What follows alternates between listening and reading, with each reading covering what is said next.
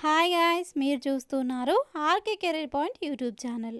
Friends, ఈ వీడియోలో ఈనాటి ప్రముఖ దినపత్రికల్లో వచ్చినటువంటి ఉద్యోగ వార్తలు అండ్ మరియు కొన్ని నోటిఫికేషన్లకు సంబంధించినటువంటి డీటెయిల్స్ చూద్దాము. వీడియోని చూస్తున్న వారు ఖచ్చితంగా లైక్ చేయండి మీకు ఈ కంటెంట్ నచ్చినట్లయితే. అలాగే మన యొక్క వెబ్సైట్లో డైలీ ఇలాంటి జాబ్ నోటిఫికేషన్లకు సంబంధించినటువంటి అప్డేట్స్ అండ్ అలాగే జనరల్ స్టడీస్కి సంబంధించిన టెస్ట్లు అయితే అప్డేట్ చేయడం జరుగుతుంది. ఇంట్రెస్ట్ ఉన్న క్యాండిడేట్స్ ప్రాక్టీస్ చేసే ప్రయత్నం చేయండి. డిస్క్రిప్షన్లో లింక్స్ ఉంటాయి. ఇక ముందుగా ఈరోజుకి సంబంధించినటువంటి కొన్ని నోటిఫికేషన్స్ డీటెయిల్స్ అయితే చూద్దాము. సింగరేణి కాలరీస్ కంపెనీ లిమిటెడ్ నుంచి ఒక నోటిఫికేషన్ అయితే రిలీజ్ అయింది. వివరాల్లోకి వెళ్తే సింగరేణిలో ఐటీఐ అప్రెంటిస్షిప్ కోసము దరఖాస్తులకు ఆహ్వానం పలుకుతూ నోటిఫికేషన్ అయితే రిలీజ్ చేశారు. ఇక వివరాలు చూసినట్లయితే ఐటీఐ వివిధ ట్రేడ్లలో ఉత్తీర్ణులైనటువంటి అభ్యర్థుల నుండి సింగరేణి సంస్థలో 1 సంవత్సర కాల పరిమితితో అప్రెంటిస్షిప్ కోసము దరఖాస్తులు చేసుకోవాలని సింగరేణి యాజమాన్యము తెలియజేసింది. సింగరేణి ఉద్యోగులు లేదా వారి యొక్క పిల్లలు లేదా ఇతరులు ఎవరైనా ఉన్నట్లయితే దరఖాస్తులు చేసుకోవాలని అర్హులైనటువంటి అభ్యర్థులు దరఖాస్తులు చేసుకోవాలని సూచించింది. ఇక జనరల్ కేటగిరీ అభ్యర్థులు 31/8/1996 తర్వాత జన్మించిన వారై ఉండాలి. కనీసము 18 సంవత్సరాలు నిండి ఉండాలి. 28 ఏళ్లలోపు వయసు కలిగిన వారు అర్హులు. ఇక రిజర్వేషన్ అభ్యర్థులు అంటే ఎస్సీ, ఎస్టీ, బీసీ, ఈడబ్ల్యూఎస్ అభ్యర్థులు అయితే మాత్రము 33 ఏళ్లలోపు లేదా 31/8/1991 తర్వాత జన్మించిన వారై ఉండాలి. ఇక అభ్యర్థులు రిజిస్టర్ చేసుకోవాలి అనుకున్నట్లయితే www.apprenticeshipindia.org వెబ్సైట్ని మీరు సంప్రదించవచ్చు.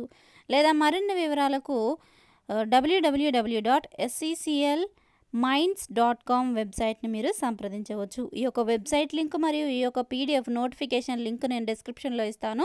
క్లిక్ చేసి పూర్తి వివరాలు తెలుసుకున్న తర్వాత మీరు ఇంట్రెస్ట్ ఉన్న అభ్యర్థులు అయితే అప్లై అయితే చేసుకోవచ్చు. ఇక ఈ నెల 7వ తేదీ నుంచి 23వ తేదీలోపు రిజిస్ట్రేషన్స్ చేసుకోవాలని కూడా ఇక్కడ సూచించారు. రిజిస్టర్ అయినటువంటి వారు కొత్త వెబ్సైట్లోకి మైగ్రేట్ చేసుకొని సింగరేణి వెబ్సైట్లో దరఖాస్తు చేసుకోవాలని సూచించారు. అభ్యర్థులు తమ దరఖాస్తులను సంబంధిత ధృవపత్రాలతో కొత్తగూడెము, ఇల్లందు, మనుగూరు, శ్రీరాంపూర్, బెల్లంపల్లి, మందమర్రి, భూపాలపల్లి ఎంవిటీసీలలో తేదీ 24/9/2024 సాయంత్రము 5 గంటల లోపు అందజేయాలని తెలియజేశారు. ముందుగా రిజిస్ట్రేషన్ చేసుకున్న తర్వాత ఇక్కడ ఇచ్చినటువంటి అడ్రస్లో ఆ యొక్క రిజిస్ట్రేషన్ ఫామ్తో మీ యొక్క సర్టిఫికేట్స్ ఏవైతే ఉంటాయో వాటన్నిటిని కూడా జత చేసి ఇక్కడ సూచించినటువంటి అడ్రస్లో ఆయా డిస్ట్రిక్ట్కి సంబంధించినటువంటి క్యాండిడేట్స్ మీ యొక్క అప్లికేషన్స్ని అందజేయాలని కూడా ఇక్కడ తెలియజేశారు. అభ్యర్థులు వారికి దగ్గరలో ఉన్నటువంటి ఎంవిటీసీలలో దరఖాస్తులను సమర్పించాలని తెలియజేశారు. ఇక 95:5 నిష్పత్తిలో లోకల్, నాన్ లోకల్ అంటే లోకల్ క్యాండిడేట్స్కి 95% రిజర్వేషన్ ఉండగా నాన్ లోకల్ క్యాండిడేట్స్కి 5% రిజర్వేషన్ అయితే ఉంటుంది. అంటే ఆయా డిస్ట్రిక్ట్కి సంబంధించిన ఏ డిస్ట్రిక్ట్ వాళ్ళు ఆ డిస్ట్రిక్ట్కి అప్లై చేసుకున్న వారికి 95% ఉండగా ఇక వేరే డిస్ట్రిక్ట్ వాళ్ళు అప్లై చేసుకుంటే కనుక 5% రిజర్వేషన్ అయితే వారికి వర్తిస్తుంది. మరిన్ని వివరాలకు ఈ యొక్క పీడిఎఫ్ను ఒకసారి క్లియర్గా చదివే ప్రయత్నం అయితే చేయండి. ఇక నెక్స్ట్ అప్డేట్ చూద్దాము. స్కావెంజర్ పోస్టులను భర్తీ చేయాలి. రాష్ట్ర వ్యాప్తంగా ప్రభుత్వ పాఠశాలల్లో ఖాళీగా ఉన్నటువంటి స్కావెంజర్ పోస్టులను భర్తీ చేయాలని సిపిఐ జిల్లా కార్యవర్గ సభ్యుడు తెలంగాణ వ్యవసాయ కార్మిక సంఘం సూర్యాపేట జిల్లా ప్రధాన కార్యదర్శి ధూళిపాక ధనుంజయ నాయుడు రాష్ట్ర ప్రభుత్వానికి విజ్ఞప్తి చేశారు. ఆదివారం ఆయన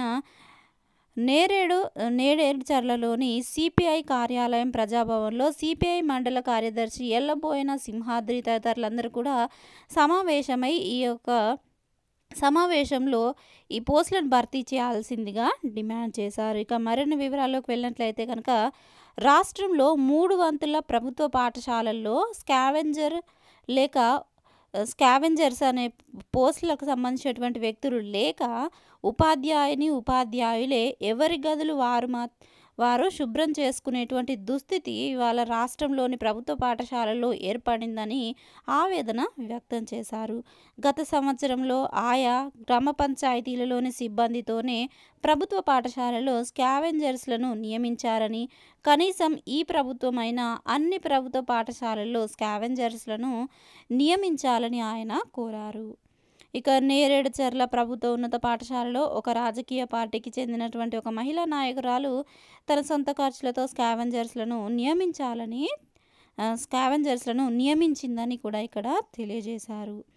ఇక మరిన్ని వివరాలకు పీడిఎఫ్ చదువుకోవచ్చు. నెక్స్ట్ అప్డేట్ చూద్దాము.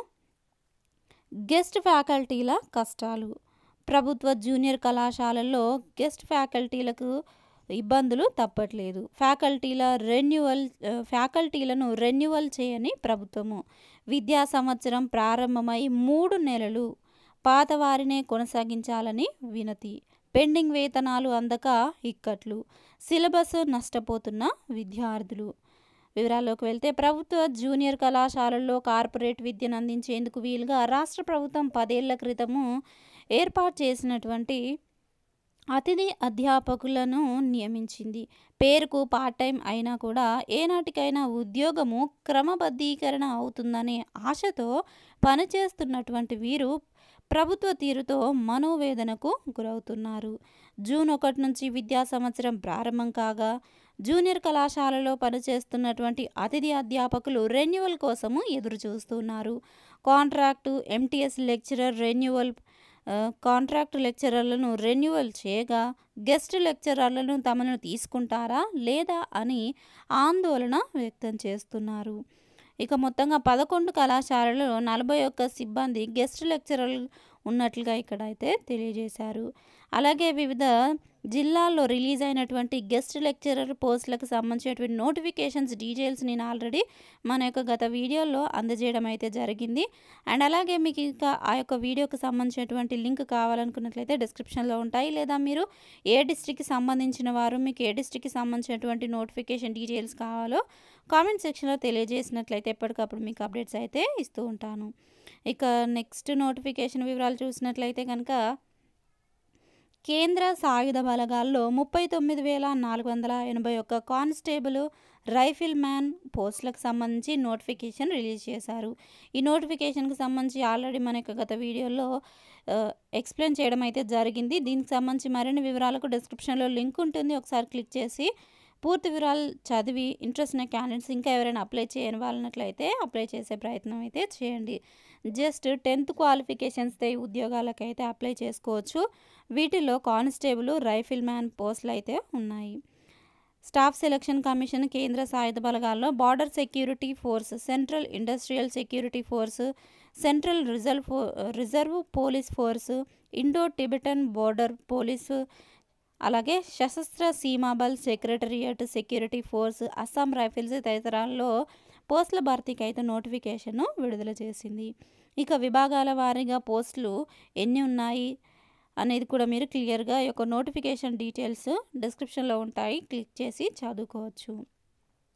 వీటికి అప్లై చేసుకోవడానికి ఇంపార్టెంట్ డేట్స్ చూసినట్లయితే దరఖాస్తు వచ్చేసి 5/9/2024 నుండి 14/10/2024 వరకు అప్లై అయితే చేసుకోవచ్చు. పూర్తి వివరాలకు ssc.gov.in వెబ్సైట్ని విజిట్ చేయండి. ఇక నెక్స్ట్ ఎడ్యుకేషన్ అప్డేట్స్ చూద్దాము. రేపటి నుంచి టీజీ సెట్ పరీక్షలు. Osmania university Telangana state eligibility test TG set 2024 ఈ నెల 10, 11, 12 తేదీలో జరగనున్నాయి. ప్రతిరోజు 2 విడతలుగా పరీక్షలు జరగనున్నట్లుగా అధికారులు తెలిపారు. తొలి రోజు 11,750, రెండవ రోజు 10,479, మూడవ రోజు 11,265, మొత్తము 33,764 మంది అభ్యర్థులు టీజీ సెట్కు హాజరు కానున్నట్లుగా వెల్లడించారు. మొదటి విడత ఉదయం 9 గంటల నుంచి 12 గంటల వరకు, ఇక రెండో విడత మధ్యాహ్నం 2 గంటల నుంచి 5 గంటల వరకు పరీక్షలు నిర్వహించనున్నట్లుగా తెలిపారు. పరీక్ష కేంద్రానికి అరగంట ముందే చేరుకోవాలని అభ్యర్థులకు సూచించారు. ఇక నెక్స్ట్ అప్డేట్ చూసినట్లయితే వర్సిటీల్లో మొదటి విడత పీజీ సీట్ల కేటాయింపు. రాష్ట్రంలోని విశ్వవిద్యాలయాల్లో వివిధ కోర్సుల్లో ప్రవేశం పొందిన విద్యార్థుల మొదటి విడత పీజీ సీట్ల కేటాయింపు జాబితాను ఆదివారం విడుదల చేశారు. ఇక నెక్స్ట్ అప్డేట్ చూసినట్లయితే యూజీసీ గుర్తింపు లేకున్నా కూడా మహిళా వర్సిటీలో ప్రవేశాలు. తెలంగాణ మహిళా విశ్వవిద్యాలయానికి యూజీసీ గుర్తింపు లేకున్నా కూడా వరుసగా 3వ సంవత్సరము డిగ్రీ, పీజీ కోర్సుల్లో ప్రవేశాలు కల్పించారు. పర్మనెంట్ వీసీ లేనందున రాష్ట్ర ఉన్నత విద్యామండలితో పాటు విద్యాశాఖ అధికారుల నిర్లక్ష్యం కారణంగా గుర్తింపు లభించలేదు. యూజీసీ గుర్తింపు లేనందున మహిళా వర్సిటీల్లో చదువులు పూర్తి చేసుకొని బయటకు వచ్చిన విద్యార్థులకు ఇంతవరకు డిగ్రీ సర్టిఫికెట్లను జారీ చేయలేదు. ఇక నెక్స్ట్ అప్డేట్ కనుక చూసినట్లయితే ఈరోజు వచ్చినటువంటి న్యూస్ పేపర్స్లోని సాక్షిలో భవితలో ఎవరైతే గ్రూప్ 2 ఉద్యోగానికి ప్రిపేర్ అవుతున్నారో వారికి ఉపయోగపడే విధంగా మంచి టిప్స్తో కూడినటువంటి ఆర్టికల్ అయితే పబ్లిష్ చేశారు. ఒకసారి మీరు ఒక వివరాలు కావాలనుకున్నట్లయితే కనుక పీడిఎఫ్ లింక్ నేను డిస్క్రిప్షన్లో ఇస్తాను, లేదా మన యొక్క వెబ్సైట్ని విజిట్ చేసినట్లయితే డైలీ ఇలాంటి పీడిఎఫ్స్ మీరు ఫ్రీగా డౌన్లోడ్ చేసుకొని మీ యొక్క ప్రిపరేషన్ అయితే కొనసాగించవచ్చు. అండ్ అలాగే ఇక్కడ మనకి కొన్ని ఉద్యోగాలకు సంబంధించినటువంటి డీటెయిల్స్ కూడా ఇవ్వడం జరిగింది సాక్షిలోని పేపర్లో. అలాగే ఇదే సాక్షిలోని భవితలో మనకి సివిల్స్ అండ్ గ్రూప్స్ పోటీ పరీక్షలకి ప్రిపేర్ అవుతున్న క్యాండిడేట్స్కి సైన్స్ అండ్ టెక్నాలజీకి సంబంధించినటువంటి బిడ్ బ్యాంక్ ప్రొవైడ్ చేశారు. అండ్ అలాగే డిఎస్సి లేదా టెట్ పోటీ పరీక్షలకి ప్రిపేర్ అవుతున్నటువంటి వారికి సైకాలజీ సబ్జెక్ట్లోని బిడ్ బ్యాంక్స్ని ప్రొవైడ్ చేశారు.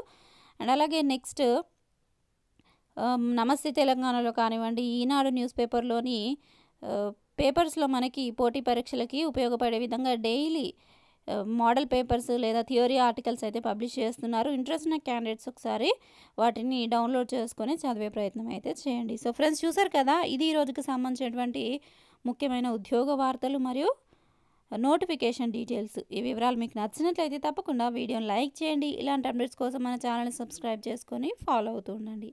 Thank you friends, thanks for watching this video. Have a nice day. Bye.